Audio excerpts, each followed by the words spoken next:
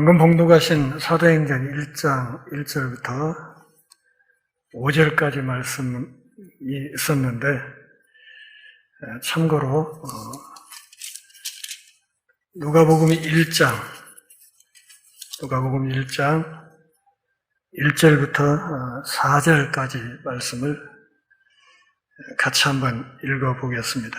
제가 갖고 있는 성경으로는 신약성경 86페이지 정도 됩니다. 같이 읽어볼까요? 우리 중에 이루어진 사실에 대하여 처음부터 목격자와 말씀에 일꾼된 자들이 전하여 준 그대로 내력을 저술하려고 붓을 든 사람이 많은지라 그 모든 일을 근원부터 자세히 미루어 살핀 나도 데오빌로 각하에게 차례대로 써 보내는 것이 좋은 줄 알았노니 이는 각하가 알고 있는 바를 더 확실하게 하려 함이로라. 여기 누가복음 1장 1절부터 4절까지 말씀을 보면 누가복음을 기록하게 된 동기가 잘 드러나 있습니다. 이 누가복음서 전체를 편지 형식으로 받는 사람은 데오빌로 각하였습니다. 각하라는 호칭이 있기 때문에 이 사람이 상당한 지위를 가지고 있는 사람이라 하는 것을 알 수 있습니다. 그런데 사도행전도 마찬가지로 똑같이 수신자가 데오빌로로 되어 있는 것은 똑같습니다. 그런데 사도행전 1장 1절을 보면 데오빌로여 이렇게 호칭을 함으로써 누가복음과 확연한 차이를 보이는 것은 각하라는 직함이 없어졌다. 그리고 데오빌로여 이런 호격을 써서 편지를 시작하고 있다는 것을 알 수 있습니다. 이렇게 말하면 데오빌로여 이것은 데오빌로에게 이제는 반말을 하는구나 이렇게 생각하기가 쉬운데 헬라어에서 호격은 극존칭을 드러냅니다. 그러니까 아주 높이는 표현이 데오빌로여 이 호격을 쓰는 겁니다. 그러니까 우리가 찬송가에도 예수여 예수여 뭐 나의 죄 위하여 이런 가사가 있지 않습니까? 이것을 어떤 사람들은 어떻게 피조물이 주님을 찬양하면서 반말조로 예수여 예수여 한다고 그렇게 막 이렇게 비난하는 사람들이 있던데 그것은 잘 몰라서 하는 이야기입니다. 그러니까 예수여 예수여라는 이 호칭은 헬라의 어법을 반영해서 가사를 쓴 것이다. 이렇게 생각하셔야 되고 예수님을 아주 높이는 표현이라. 요한복음 2장에도 이 집에 포도주가 바닥에 났다. 이렇게 말하니까 예수님이 마리아에게 뭐라고 얘기를 했습니까? 여자여, 그것이 나하고 무슨 상관이 있습니까? 이렇게 얘기를 하지 않습니까? 그러니까 여자여라고 해서 호격을 썼습니다. 그런데 이 호격은 마리아에게 하대하거나 뭐 반말을 하거나 그런 것이 아니고 그냥 헬라의 어법을 따라서 지극히 높이는 그런 어법이라 하는 것을 알아야 됩니다. 분명한 것은 그럼에도 존칭을 쓰고 있기는 하지만 누가복음 서두에 있던 각하라는 칭호는 떨어졌다. 그런데 누가복음 1장 4절 쪽을 보면 당신이 이미 알고 있는 것을 좀 더 분명히 하고자 함이라 하는 이야기가 있습니다. 이것은 이 데오빌로라는 사람, 누가복음에서는 데오빌로 각하지요. 이 데오빌로 각하가 예수 그리스도에 관한 소식을 누가가 보내는 이 편지를 통해서 최초로 듣는 것이 아니라 이 사람이 이미 예수님에 관한 이야기를 상당히 많이 들어서 알고 있고 또 어떤 점에서는 이미 예수를 믿고 있는 사람인 것 같은 그런 느낌을 줍니다. 그러니까 이미 그리스도를 알고 믿고 있는 데오빌로 각하를 향해서 누가가 나 역시도 그분의 공생의 사역을 내 눈으로 직접 본 바는 없으나 그분의 삶과 사역과 가르침에 대해서 여러 사람들이 써놓은 여러 가지 자료와 문서들이 많이 있다. 내가 그것들을 다 살피고 정리해서 당신에게 그 예수 그리스도에 관한 이야기를 좀 더 자세하게 전해주고자 한다. 이렇게 말을 하면서 누가복음을 시작한 거예요. 그렇게 해서 누가복음을 서술을 전체적으로 했습니다. 누구를 위해서? 데오빌로 각하 한 사람을 위해서. 그리고 데오빌로 각하 이 한 사람의 믿음을 든든하게 붙들어주기 위해서 이 누가복음을 기술했다는 거예요. 편지가 너무 길어져서 그랬는지 혹은 쓰던 양피지가 모자라서 그랬든지 간에 우리는 그렇게 생각할 수 있죠. 이 두루마리 뭉치가 너무 많아졌기 때문에 예수 그리스도의 부활을 말하는 누가복음 그 부분에서 일단 끝냈다 이렇게 생각이 되고 이제 이어지는 전편에 이어지는 후편을 지금 사도행전이라는 이 문서를 통해서 서술하려고 한다 그런 말이에요. 나중에 본문을 다루면서 좀 말씀을 드리겠지만 여러분 집에 가서 누가복음 한번 처음부터 끝까지 써보십시오. 써보세요. 그 종이에다가 그 공책 펴놓고 한번 써보시라고요. 요즘처럼 이렇게 좋은 종이가 있고 필기구가 너무 좋은 것이 많이 나와 있고 한 이런 시대에도 이 누가복음 전체를 손으로 쓰는 것이 그렇게 만만한 작업이 아니라는 것을 금방 알 수 있습니다. 그냥 누가복음 1장만 한번 써보아도 이게 굉장히 어려운 작업이라는 것을 금세 알 수 있어요. 그런데 데오빌로 각하라는 한 사람을 위해서 이 긴 편지를 썼다. 누가 썼어요? 누가가 썼어요. 누가. 그리고 전편이 이어지는 후편을 이제 사도행전을 또 써나가기 시작하면서 사도행전 맨 앞부분에서 그렇게 이야기를 합니다. 데오빌로요. 내가 먼저 쓴 글에는 이게 먼저 쓴 글이 뭐예요? 누가복음이에요. 누가복음. 내가 당신에게 먼저 써 보냈던 글, 그 누가복음에는 그러면서 이 누가복음의 전체 줄거리를 쫙 요약을 해줍니다. 무릇 예수께서 행하시며 가르치시기를 시작하심부터 그가 택하신 사도들에게 성령으로 명하시고 승천하신 날까지의 일을 기록하였노라. 이게 누가복음 전체 요약이에요. 누가복음을 직접 썼던 누가가 그 누가복음서의 내용을 요약한 것이 이 문장인데 이 이야기의 중심이 누구다? 예수 그리스도시다. 그분이 무엇을 행하셨는지, 무엇을 가르치셨는지, 또 당신이 택하신 사도들에게 무엇을 명령하시고 승천하셨는지 거기까지를 내가 기록을 했습니다. 그런 말이에요. 거기까지 기록을 했습니다. 그리고 이어서 그 뒷이야기를 제가 이제부터 글을 써서 보내드릴 테니 잘 읽어보십시오. 이렇게 이 이야기를 시작하는 것입니다.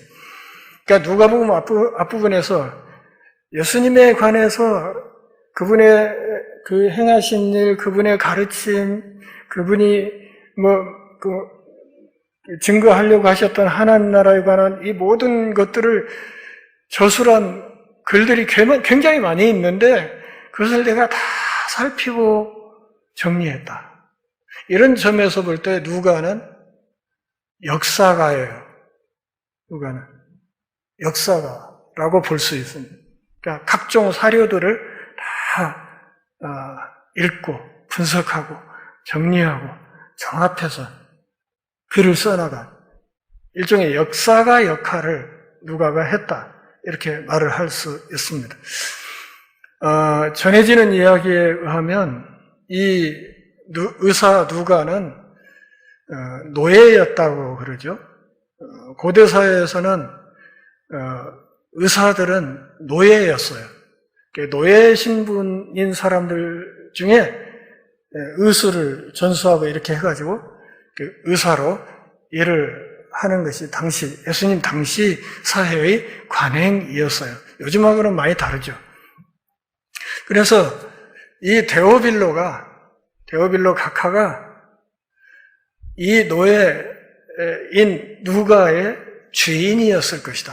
이렇게 추정하는 사람들이 있고, 그래서 이 데오빌로가 예수님을 만나고 예수님을 믿고 이렇게 하게 된 뒤에 복음이 명령하는 그 진리와 정의를 따라서 이 자기의 노예였던 의사 누가를 해방시켰을 것이다. 자유인으로 풀어주었을 것이다. 이렇게 보는 이들이 많고, 그렇게 해서 이 누가가 자유인으로 풀려난 뒤에 한때 자기의 상전이었던 데오빌로 각하에게 역시 자기도 믿고 따르는 그 예수 그리스도에 관한 이야기를 이렇게 누가복음과 사도행전으로 정리해서 전달을 한 것이다. 이렇게 보는 학자들이 상당히 많습니다. 그래서 이 누가복음과 사도행전을 묶어서 보통 누가행전 그렇게 이야기를 하기도 하죠. 하나로 묶어서 전편과 후편을 하나로 묶어서 누가행전 이렇게 말을 하기도 합니다. 그래서 데오빌로가 이 사람을 노예 신분에서 해방을 시켜준 뒤에 누가는 바울 선교단의 일행으로 바울을 따라다니면서 바울사에게 동참하게 됩니다. 그러니까 사도행전 13장 이하 후반부에 사도 바울에 관한 이야기가 쭉 나오는 이 이야기들은 실제로 누가가 바울을 따라다니면서 바울 곁에서 보고 들은 바를 기술한 것이다. 이렇게 봐도 무방할 것입니다. 우리 조선사회에서도 옛날에 그 의원들은 중인 계급이었잖아요. 중인. 그러니까 양반이 아니고 중인 계급에서 약방도 하고 의원도 하고 그랬던 그것을 이렇게 감안해 보면 예수님 당시에 그 누가가 의사이지만 본래 신분이 그 노예였다 하는 사실을 충분히 이해할 수 있을 것입니다. 그런데 누가복음과 사도행전을 기술한 이 누가의 그 헬라어 문체나 이런 것들을 보면 정말 빼어나게 정리를 잘 해놨습니다. 그런 점에서 이 누가가 굉장히 머리가 좋은 사람이고 또한 인문학적인 바탕이 아주 튼튼한 사람이었다 하는 것을 짐작할 수 있습니다. 그러니까 전반부 누가복음 이 부분은 전에 제가 충분히 강론을 한번 한 적이 있으니까요. 필요하면 그 부분 참고하시면 되겠습니다. 어쨌든 사복음서 다음에 바로 사도행전이 이어서 나오는데 이것은 사복음서와 나머지 신약성경 전체의 일종의 연결고리 같은 역할을 합니다. 그러니까 신약성경 전체에서 거의 유일한 역사서라고 볼 수 있습니다. 그러니까 마태마가 누가 요한 이 사복음서들이 전부 다 예수님의 십자가에서 죽음과 부활 그리고 승천 이야기로 다 끝을 맺는데 그 뒷이야기, 예수님의 십자가의 부활 사건 그 이후의 뒷이야기, 이어지는 제자들의 활동과 교회의 활동을 역사적으로 정리를 해놓은 것이 바로 사도행전이다. 그렇게 볼 수 있습니다. 그러니까 사복음서와 나머지 신약 성경의 연결고리 역할을 하는 것이 사도행전이다. 이렇게 봐야 되고, 초기 신자들에게 성령이 임하시고, 그리고 성령의 인도를 따라서 성령께서 그리스도의 증인이 되는 그 삶을 살 수 있도록 능력을 부여하시고, 사도들이 또 제자들이 흩어져서 그리스도의 증인 사역을 감당할 때 끊임없이 나타나는 박해를 이야기하고, 심지어는 옥에 갇히기도 하고 죽기도 하고, 또 더러는 옥에 갇혔다가 아주 신비스러운 방식으로 탈출하기도 하고, 또 사도 바울 같은 사람은 예수 믿는 사람 잡아 죽이러 쫓아다니다가 한낮에 갑자기 눈이 멀어버리기도 하고, 때로는 강력한 지진으로 옥문이 열리기도 하고, 또 사도 바울은 로마로 가는 길에 난파선에서 극심한 고통에 시달리기도 하는 아주 다양한 신앙의 모험적인 이야기들이 사도행전에 가득 들어 있습니다.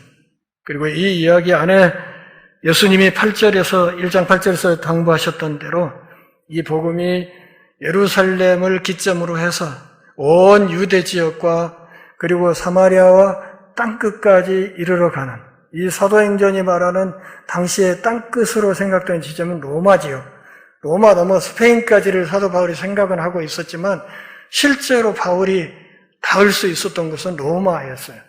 그래서 사도행전에서는 땅끝이 로마로 그렇게 이야기되고 있습니다. 어쨌든 1장 8절에 있는 예수님의 분부를 따라서 이 복음이 성령의 능력을 힘입어서 예루살렘에서 땅끝까지 전파되어 가는 그 여정을 그리고 있는 것이 사도행전이라 이렇게 말을 할 수 있습니다. 땅끝까지 이르러 내 증인이 되라 하는 주님의 이 분부의 깃발을 들고 오늘 우리도 성령에 사로잡혀서 담대하게 행진해 나갈 필요가 있겠다 하는 생각에서 이 말씀을 한 번 더 들여다보려고 하는 것입니다. 편지의 수신자인 데오빌로라는 이 사람의 이름의 뜻은 하나님의 연인 혹은 하나님의 친구라는 뜻입니다. 데오빌로라는 말은, 데오라는 말 하나님이고 빌로는 친구 그런 뜻이니까요. 친구 혹은 연인, 그 하나님의 연인, 하나님의 친구가 편지의 수신자다. 그런 점에서 오늘 우리도 하나님을 사랑하고 하나님과 친구가 되어서 성령의 을 힘입어서 이렇게 복음의 행진을 계속해 나간다고 한다면 우리 역시 또 한 사람의 데오빌로일 수 있고, 마찬가지로 우리 역시 이 편지의 수신자가 될 수 있다는 것을 알 수 있습니다. 사도행전과 누가복음의 어휘와 문체와 또 신학적인 강조점을 잘 들여다보면 누가복음과 사도행전이 동일 저자의 저작물이라는 것을 알 수 있습니다. 엄밀히 말해서 이 사도행전과 누가복음의 저자는 정확히는 모릅니다. 다만 그동안의 초대교회부터 내려오는 전승에 따르면 이 누가복음과 사도행전을 의사 누가가 썼다 하는 이야기가 정설처럼 내려오기는 하지만 정확하게 따지고 들어가면 정확히 이것을 누가 썼는지를 짚어서 이야기하기는 어렵습니다. 하지만 사도 바울 전도단의 일행으로 의사 누가가 활동했던 것은 사실입니다. 골로새서 4장 14절 여러분 찾을 수 있으신가요? 골로새서 4장 14절 신약성경 328페이지 보면 4장 14절에 보면 사도 바울이 편지를 쓰면서 그렇게 얘기를 하죠. 사랑을 받는 의사 누가와 또 데마가 너희에게 문안하느니라 이렇게 이야기하는 것으로 보아서 이 의사 누가가 사도 바울의 선교단의 일원으로 바울 곁에서 따르고 있었다는 것을 명확하게 알 수 있습니다. 다시 말하면 누가는 바울 사역의 목격자였다 하는 것을 알 수 있고 또한 그가 쓴 누가복음과 사도행전의 이 문체를 잘 들여다보면 아주 유창한 헬라어, 동시에 그가 받았던 교육 수준도 대단히 높았다 하는 것을 알 수 있습니다.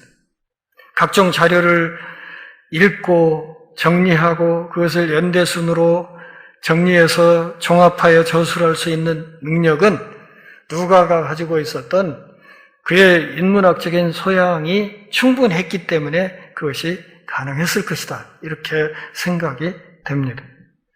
누가는 바울 서신에 3번 등장합니다. 조금 전에 말씀드렸던 골로새서 4장 14절과 디모데후서 4장 11절 그리고 빌레몬서 24절에 3차례 등장합니다. 그리고 그런 점에서 그를 이 바울 전도단의 일원으로 보는 것입니다. 그는 한때 노예였지만 해방되어서 하나님을 경외하는 자라는 God fearer의 이름을 달고 그리스도의 제자가 되어서 살았던 것으로 판단이 됩니다.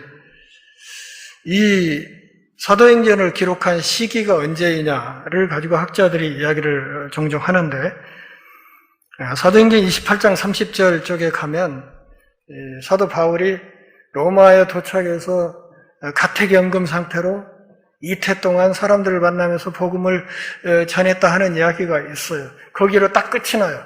그러니까 적어도 그 시기 이전에는 이 사도행전이 작성되었을 것이다. 이렇게 보는 겁니다. 그래서 바울이 가이사에게 상소해서 로마에 도착했고 거기서 가택연금 상태로 몇 년을 있었기 때문에 그 가이사 앞에서 재판을 받기 전, 다시 말하면 사도 바울이 죽기 전에 아마 이 서신이 기록되었을 것이다. 이렇게 봅니다. 그렇게 본다면 이 사도행전은 주후 62년 무렵에 기록되지 않았을까 이렇게 추정을 해요. 학자에 따라서는 주후 80년에서 90년으로 보는 사람들도 있고 일부 보수 신학자들은 주후 70년 예루살렘 멸망 무렵이라고 보는 견해도 있지만 전체적으로 볼 때 대략 주후 62년경으로 보는 견해가 우세한 것처럼 보입니다. 1장부터 12장까지는 예루살렘의 지도자들 사역에 관한 이야기가 주로 서술되어 있습니다. 베드로, 요한, 스데반 집사, 빌립 집사의 이야기가 나옵니다. 그리고 13장부터 28장까지는 사도 바울의 선교 여행 여정이 소개되어 있습니다. 다시 1장부터 12장까지 예루살렘 지도자들 이야기로 넘어오면 1장부터 5장까지는 예루살렘 교회의 활동을 다루고 있고 6장부터 12장까지는 예루살렘에서 사마리아에 이르는 전도 사역을 소개하고 있습니다. 그리고 후반부인 13장부터 28장까지는 다시 두 부분으로 나누어서 13장부터 20장까지는 바울의 1, 2, 3차 선교 여행을 다루고 있고 21장부터 28장까지는 사도 바울이 로마로 끌려가게 되는 이야기를 다루고 있습니다. 어쨌든 주후 62년 무렵에 이 사도행전이 기록되었다고 볼 때 사도행전은 예수님이 십자가를 지시고 죽고 그리고 부활하여 승천한 뒤에 약 30년사를 다루고 있다. 이렇게 보면 되겠습니다. 30년. 우리 교회가 지금 세워진 지 몇 년 됐어요? 30년 됐잖아요. 그런 것처럼 주님이 십자가 지고 죽고 부활하고 승천하신 뒤에 약 30년, 그 기간에 교회의 활동, 교회가 어떻게 성장해 갔는지를 다루는 이야기다. 이렇게 보면 되겠습니다. 데오빌로 가카 혹은 데오빌로에게 보내는 이 편지는 하나님을 사랑하는 사람, 그리고 하나님을 친구로 여기는 사람들, 이 사람들이 참으로 감격스럽게 읽을 수 있는 성경이다. 그리고 이 두 성경을 읽음으로써 우리는 믿음의 확실성에 뿌리를 내릴 수 있다, 이렇게 말할 수 있습니다. 누가복음이 그리스도의 승천 전 그리스도의 가르침과 행위를 다루고 있다면 사도행전은 초대교회 성령의 활동을 다루고 있다고 볼 수 있습니다. 누가복음은 예수님의 지상사역, 공생의 기간을 다루고 있다면 사도행전은 예수님의 천상사역, 승천하신 뒤에 그분의 성령을 통해서 이 땅에 남아있는 제자들, 곧 교회를 통해 활동하시는 모습을 그린 성경이다, 이렇게 보면 되겠습니다. 누가복음은 예수님의 어디? 지상사역. 사도행전은 예수님의 천상사역을 다루고 있다. 근데 예수님의 천상사역이 어떻게? 오순절 성령 강림 사건을 통해서 그 성령의 능력을 받은 제자들과 그 제자들의 모임인 교회 공동체를 통해서 이 세상에 어떻게 교회가 세워져 가는지, 하나님 나라가 어떻게 뻗어나가는지를 다루고 있다는 것을 알 수 있습니다. 그런 점에서 이 사도행전이라는 이 제목 자체는, 우리말 이 제목은 사도들의 행전, 그런 말이잖아요. 사도들의 행전. 근데 정확한 이름은 아닙니다. 왜냐하면 영어 성경에는 이것을 그냥 act 이렇게 써놨어요. act라는 말에 s자 붙여가지고 활동들 뭐 이런 식으로 표현을 하죠. 활동들 이렇게 했는데 우리 성경에서는 이것을 사도행전, 사도들의 활동기 이렇게 표현을 해놓은 건데요.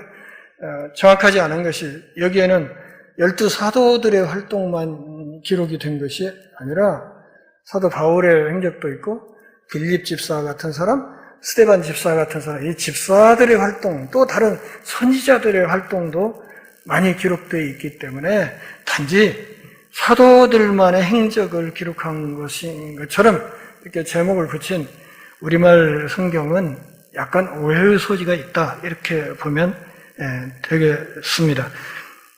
사도행전의 주제는 하나님이 초대교회를 예루살렘에서 시작해서 유대 땅과 온 땅끝까지 어떻게 이끌어 가셨는지를 우리에게 보여주고자 하는 것입니다. 그러니까 사도행전 전체를 아우를 수 있는 중요한 구절 하나가 사도행전 끝부분에 있습니다. 28장 30절부터 31절까지 한번 볼까요? 사도행전 28장 30절부터 31절 같이 읽습니다.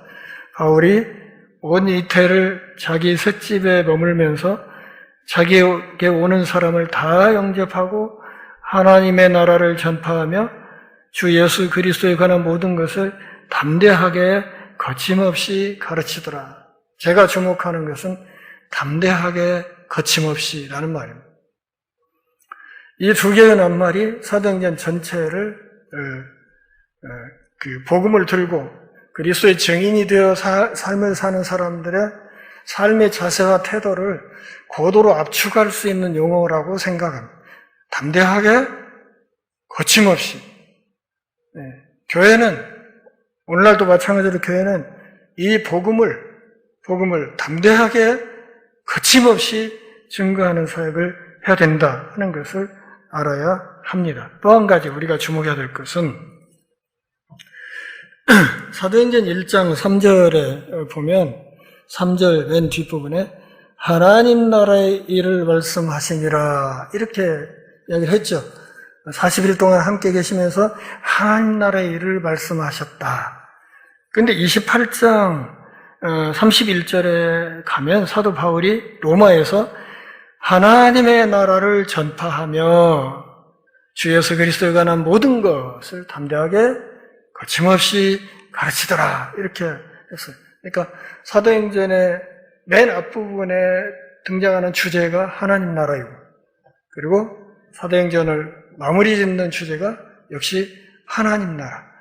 그러니까 사도행전은 하나님 나라라는 하나의 그 중요한 그 주제로 하나로 꿰어질 수 있는 성경이라 하는 것을 우리가 알 수 있습니다.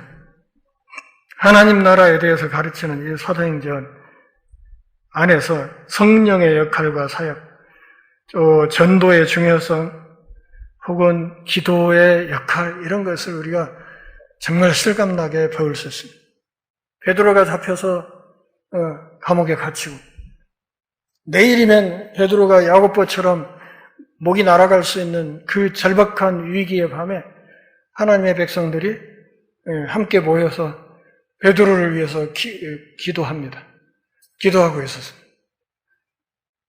그랬더니 갑자기 옥문이 열리고 천사가 나타나서 베드로를 나와라. 그래서 이끌고 기도처로 이렇게 데리고 갑니다. 문을 두드리고 로데라는 계집아가 이렇게 내다보더니 사도 베드로가 거기 서 있으니까 놀라가지고 막 들어가서 베드로가 문 앞에 있다.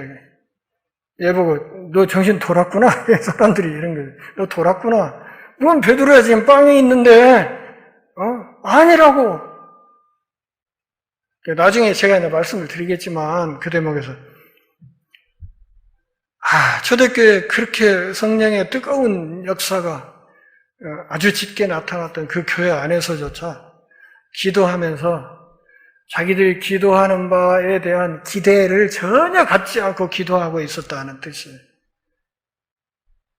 내가 기도하면 하나님이 들으시고 그 기도를 지금 당장이라도 응답해 주실 수 있다는 사실까지 믿지는 못했다는 거죠. 그 기도에 대한 응답으로 석방되어서 문 앞에 와서 서 있는데 뭐 그럴 리가 없다고 이렇게 이야기하는 것이 사실 이게 어쩔 수 없는 피조물의 한계 아니냐, 그런 생각이 들기도 합니다. 예수를 영접하는 모든 사람들, 그리스도를 영접함으로써 한 몸이 된다 하는 것을 사도행전 전반부와 후반부가 분명하게 얘기합니다. 전반부는 아까 얘기했듯이 예루살렘 교회 활동, 후반부는 이방인 지역에서 사도 바울의 활동을 이야기하는 거라고 했잖아요. 그래서 이 유대인 지역 교회와 이방 지역의 교회가 한 몸이라는 것을 명확하게 주장하려는 것이 바로 이 사도행전이라는 이야기입니다. 이방인들에게 복음이 넘어가는 것을 너무 싫어했던 유대인 기독교인들이 많이 있었어요. 그랬는데 그 장벽을 허물면서 교회가 그리스도 안에서 하나가 될 수 있다 하는 것을 명확하게 보여주는 것이 바로 이 사도행전이라 그럽니다. 이것이 한몸된 모습, 이것이 초대교회의 분명한 초상이었습니다. 어떻게 한 몸이 됐을까요? 그것은 한 성령이 임했기 때문에. 한 성령. 한 성령이라는 게 뭐예요? 예수 그리스도의 영이죠. 예수 그리스도의 영이 예루살렘 지역에 있는 그리스도인들의 가슴에도 임하고 이방인 지역에서 사도 바울의 전도를 통해서 예수 믿게 된 사람들의 가슴에도 임하고 그렇게 된 거예요. 그것을 통해서 교회가 인종과 국경과 문화와 뭘 초월해서 하나가 될 수 있는 거구나. 이것을 확인해 주는 것이 바로 사도행전이라 그런 말이죠. 그래서 이 사도행전을 보면 예루살렘 교회에서 복음을 전하면서 나타났던 여러 가지 현상들이 사도 바울의 전도를 통해서 사도행전 후반부에서 나타나는 여러 가지 현상들과 똑같은 모습들이 많이 나타나요. 성령이 임하고 방언이 터지고 하는 이게 나타나서 그 죽은 그 조아무개 목사 같은 사람은 예수 믿으면 무조건 방언 받아야 된다고 그런 주장을 하기도 했지요. 그 근거가 뭐냐면 사도행전을 보라고 그렇게 막 이야기를 했어요. 저 뒷산에 개도 하는 방언을 예수 믿는 사람이 못 오면 쓰겠냐? 이래가지고 그 기도원에 가면 그냥 영 안 되면 그냥 학습방언이라도 가르쳐서 랄랄랄랄랄랄 따라서 하라고 이렇게 해가지고 하는 것들이 한때 유행하기도 했었지요. 근데 미안하지만 그것은 사도행전을 완전히 잘못 읽은 겁니다. 그것이 아니고 예루살렘 교회에서 있었던 상황, 그러니까 성령이 임할 때 나타났던 현상과 똑같은 현상을 이방인 지역에서 그 복음을 들은 사람들이 회심할 때 성령이 임하는 현상이 똑같은 현상이 임하는 것을 증명해서 예루살렘 교회 지도자들에게 보여줄 필요가 있었던 거예요. 이 성령이 임하고 하나님의 백성이 되는 것은 너희들한테만 주어진 특권이 아니고 저 이방인 지역에도 마찬가지로 이 복음을 듣고 예수를 믿기로 작정하고 나서는 사람들한테는 동일한 하나님의 영이 임한다는 사실을 확증해 줄 필요가 초대교회 때 필요했다 그 말이죠. 그렇게 해야 이 복음이 유대인의 장벽을 뛰어넘어서 사마리아 지역을 넘어가기도 너무 힘들어했잖아요. 너무. 저 사마리아 저 개 같은 것들한테 어떻게 이 귀한 복음을 줄 수 있냐고 이 유대 지역 안에서만 하고 안 나가니까 터진 사건이 뭐예요? 스데반 집사의 순교 사건이죠. 그래서 스데반 집사가 순교하고 나니까 아 뜨거라 이거 여기 이대로 여기 뭉쳐있다가는 다 죽겠구나 하고 그냥 불똥이 튀어서 튀쳐나간 것이 그렇게 해서 강압적으로 사도행전 사마리아 지역으로 복음의 불똥이 튀어넘어간 거라 그 말이죠. 1장 8절에서 뭐라고 그랬어요? 너희가 예루살렘과 온 유대와 사마리아와 땅끝까지 이르러 내 증인이 되어야 된다. 주님이 그렇게 말씀하셨지만 유대인 제자들은 예루살렘과 온 유대까지만 하고 더 나갈 생각이 없었던 거예요. 구약시대 이스라엘 백성이 선민의식에 사로잡혀서 바벨론에 코가 끼어서 끌려가기 전까지 그 태도를 버리지 못했던 것처럼 초기 교회, 예루살렘 교회 그리스도인들도 마찬가지 생각을 갖고 있었다. 그 말이죠. 그래서 사도행전이 13장 이하 후반부에서 사도 바울의 이방인 사역을 계속해서 강조하면서 서술하고 있는 중요한 이유가 무엇인가 하면 이 기독교의 본질이 예루살렘 교회에서 선포된 복음과 이방인 지역에서 사도 바울의 사역을 통해서 선포된 복음의 본질이 다르지 않다. 유대인 교회와 이방인 교회는 둘이 아니고 하나다 하는 것을 명확하게 보여주기 위해서 이 사도행전이 기술되었다 이렇게 보는 것이 옳다 그 말입니다. 그런 점에서 저는 이제 각종 선교단체들을 파라처치로는 봅니다. 그러니까 넓은 의미에서 큰 틀에서의 교회로는 보죠. 그런데 교회의 본질적인 속성을 지닌 그런 조직으로 생각을 할 때는 이 선교단체 같은 파라처치들은 사실 교회론적인 속성이 굉장히 취약합니다. 그 결정적인 이유가 무엇인가 하면 끼리끼리 모여있다는 거예요. 끼리끼리. 한국 누가에만 해도 의사들, 의대생들, 한의대생, 치대생 이렇게만 모여있어요. 다른 과 학생들은 못 들어요. 거기. 제가 사역을 하면서 몇 년 동안 치열하게 싸웠던 것 중에 하나가 간호대생을 받냐 안 받냐 가지고 엄청나게 싸웠어요. 싸워서 결국은 이제 요즘은 간호대 사역을 넓혀서 하고 있지만 처음에는 굉장히 힘든 문제였어요. 그 간호대생들 들으면 안 된다고 하는 사람들에게 제가 얘기를 했죠. 당신들 그런 소리 말고 간호대생이 문제가 아니라 이 CMF 안에는 임상병리사도 들어야 되고, 방사선사 공부하는 사람들도 들어야 되고, 필요하다면 경영학과 학생들도 CMF에 와서 활동을 해야 된다. 나중에 병원을 세우게 되면 병원도 경영이다. 근데 그 전문 경영인이 같은 마인드를 가지고 도와주지 않으면 정말 제대로 된 사역을 하기 힘드니까 문을 열어서 그렇게 해야 된다고 엄청나게 많이 싸웠던 기억이 있습니다. 겨우 넘어간 선인 간호학과 쪽으로 넓히는 데까지는 했는데 그 이상은 잘 안 되더라고요. 복음이 하나님의 구원 사역을 담은 이 복음이 유태 경계를 넘어가는데 그렇게 힘들었어요.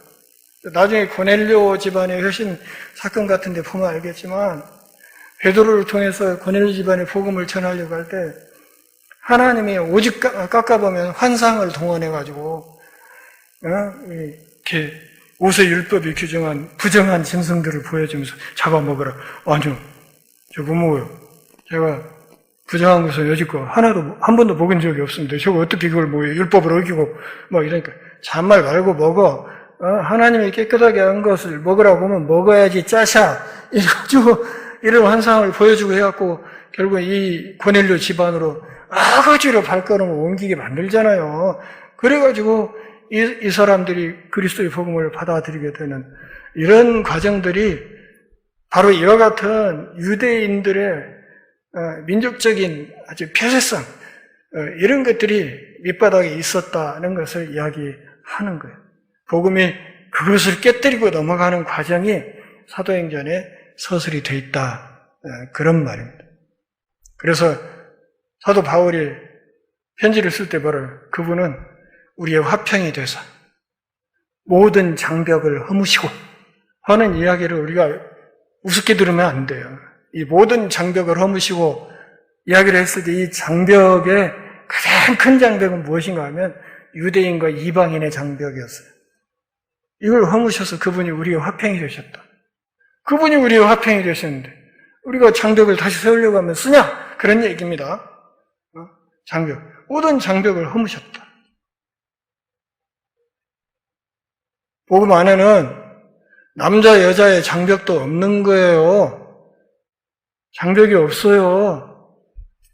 교회 안에 여성 교인들이 남자보다 훨씬 많아요. 그렇지 않습니까?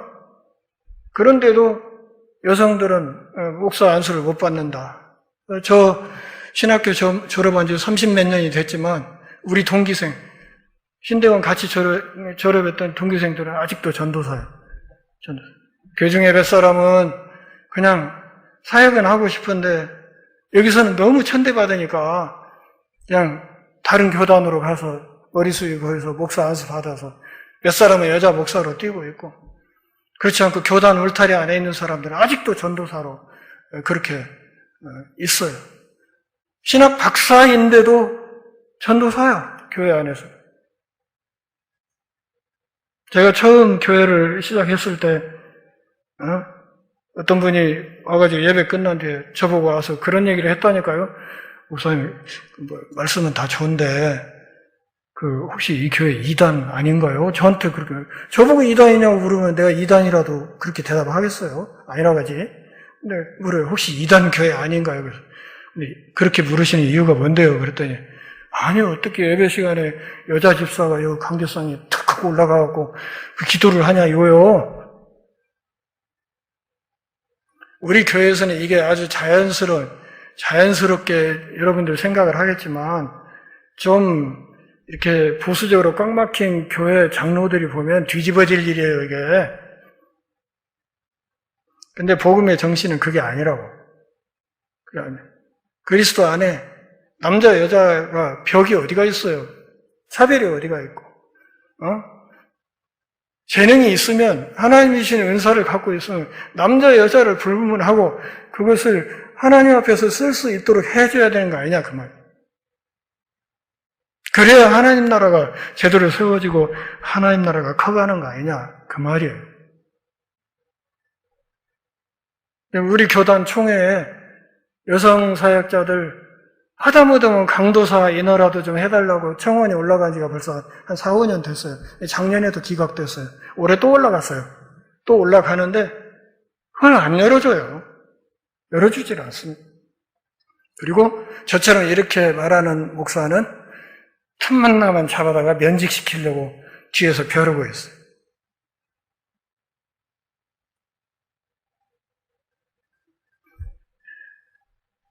앞으로 사도행전을 우리가 차근차근 좀 공부를 해 나갈 겁니다. 우선은 집에 가셔서 우선 1장 부분이라도 차분히 좀 쭉 끝까지 한번 읽어보고 틈나는 대로 묵상하시고 오셔서 제가 말하는 것과 내가 묵상했던 것과 비교를 이렇게 해보시면 훨씬 더 큰 은혜가 될 것입니다.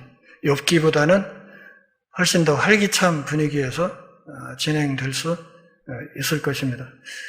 다음 주부터 1장 1절부터 본격적으로 시작하겠습니다. 기도하겠습니다. 하나님 아버지, 오늘도 우리가 모여 하나님의 말씀을 살피는 은혜와 복 주셔서 고맙습니다. 우리 삶이 다하는 그날까지 말씀 위에 우리 신앙의 뿌리를 확고히 내리게 하시고 사도행전의 남은 부분을 우리 전주 열린문교회도 열심히 써내려갈 수 있도록 힘을 얻는 시간 되게 하옵소서. 예수님의 이름으로 기도합니다. 아멘.